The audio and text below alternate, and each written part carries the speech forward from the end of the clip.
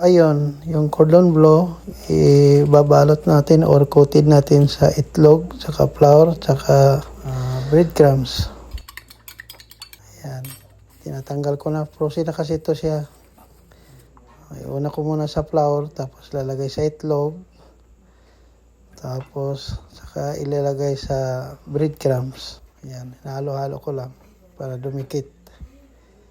Ayan. Isa-isahin ko yan bawat isang cordon bleu para dumikit talaga. So ayan, piprituhin ko na. Kailangan mahina lang yung apoy kasi pag malakas, mabilis siyang mag-brown tapos hindi maluto yung ilalim. So alalay lang sa apoy.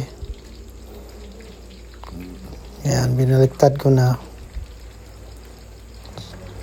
So, kailangan lang talaga alalay sa apoy para maluto talaga siya ng eksakto. So, ganyan lang yung pagprito nito. Kung gusto niyo i-testing kung luto na ba talaga, tusukin niyo na lang ng toothpick. Ayan. Pero gumamit din ako ng dito, yung pang-testing ko sa pagluluto. Ayan, umusok-usok pa, hinihiwa ko na. So, hinati ko yung 4 with gravy, yung 4 naman ay walang gravy. Para isaw-saw na lang yung isa.